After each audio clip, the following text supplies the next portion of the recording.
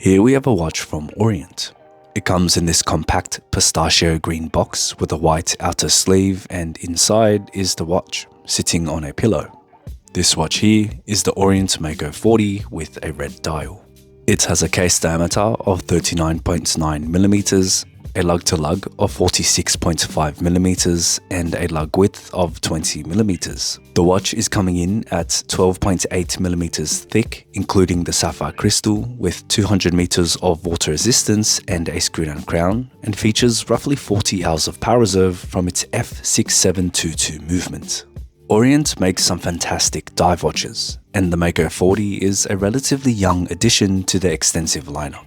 In the past, there were some issues surrounding the dial which left a bad impression amongst the watch community, but since then it's been rectified, and with the addition of new dial choices like this red, it's a great time to dive into the Mako 40 and see what it's all about. Like many of their offerings, this Mako 40 positions itself within an affordable price range, with the collection hovering around the $200 to $300 mark on Amazon, and I think it's a great option at this price.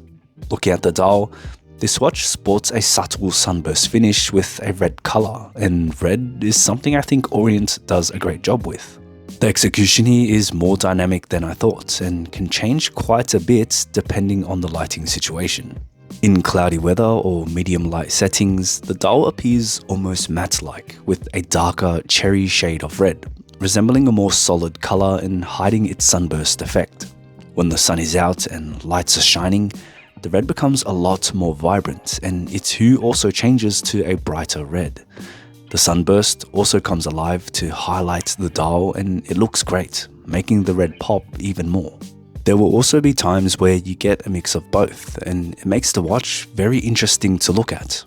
Red is a bold choice for a watch, but here it's done well, and I think it feels right at home in a Japanese watch. The hour markers are applied and rectangular in shape, and the hands match them quite well with a rectangular shape themselves. The base of the hour and minute hands are skeletonized, so we can see more of that red, and it's a nice touch that opens up the dial a bit more to avoid clutter. The seconds hand is slender with a triangular tip, and it's painted yellow, which does make it easier to see against the red and stays within the same warm color palettes, but I don't think it was necessary. Nonetheless, it's an additional touch of color that adds some more interest to the watch. The print on the dial is done in white, and all the text besides the logo itself is done in this classy vintage-esque font, and I'm a big fan of it.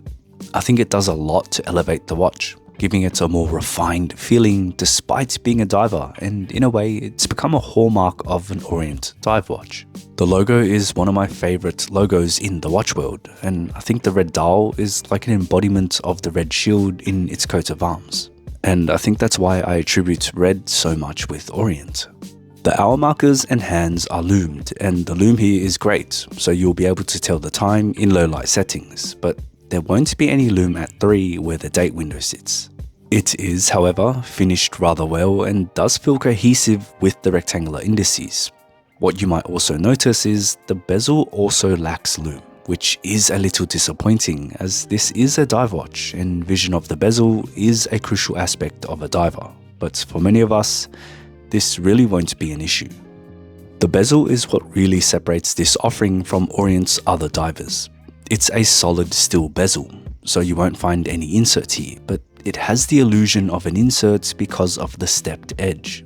This allows the watch to maintain Orient's dive watch DNA, sharing a similar design to the Komatsu and other Makos, but its insertless build makes this Mako 40 look familiar yet different. It kind of frames the dial a lot more and puts more emphasis on the color, which is especially nice in this case, as a red dial watch is pretty much all about popping on the wrist. The steel bezel is engraved and filled with black markings and numerals, and I think it affords the watch a bit of versatility here with an everyday watch kind of vibe due to its casual approach with a more uniform steel look and lack of crown guards. The action is smooth and the bezel teeth are easy to grip, but the tactile feedback is a little soft for my liking, as I do like more aggressive clicks, but this is personal preference.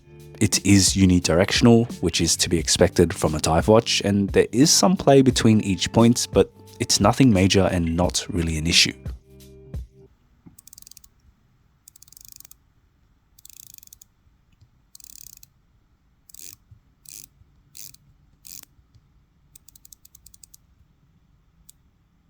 case on the Mako 40 is a simple one, with circular brushing on the top of the lugs and polished sides with a soft bevel along the edge. The finishing isn't anything spectacular, and given its price, it doesn't need to be.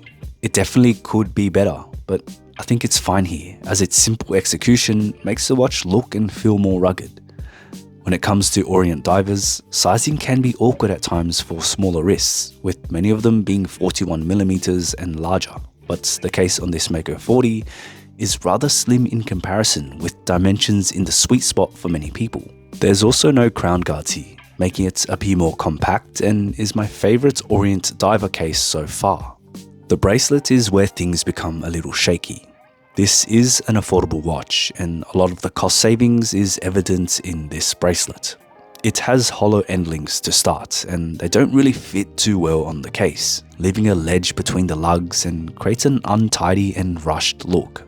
Now, the links are solid, but when you take a closer look, you'll notice something is off. The links have an appearance of a 3-link setup. However, they're really just solid pieces of metal with lines etched in to create that illusion, and I'm not really a fan of it. The lines create this blurry look that isn't too pleasing, and it just cheapens the whole feel of the bracelet.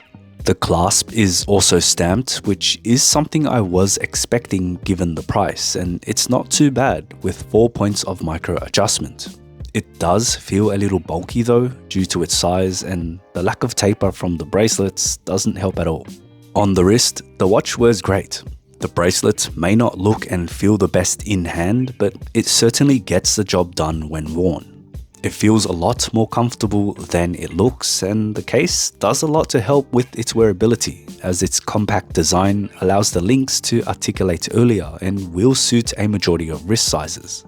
A taper on the bracelet would have been nice to have, as it helps to reduce the size of the clasp itself and gives the wrist a bit more room to play with, but all in all, I think the watch wears fine.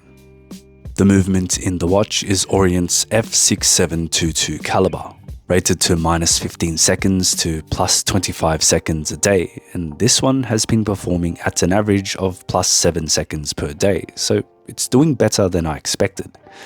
It offers hacking and hand winding, as well as a quick set date, and has been used in some of their other timepieces too, so it's been tried and tested for reliability.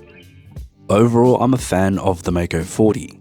I think it fills a great spot in Orient's diver lineup, offering a size that's compatible with most wrist sizes out there and offers a different look from their other dive watches, but still maintains some of the same DNA that an Orient diver is known for.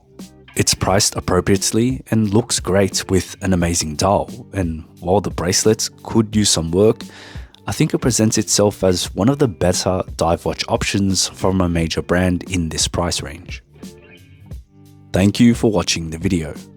Let me know your thoughts on the watch, and let me know if you prefer this format of unboxing and review, or if you'd like to see more unboxing and first impressions beforehand. If you liked the video, give it a thumbs up and consider subscribing for more watch content. I'll see you in the next one.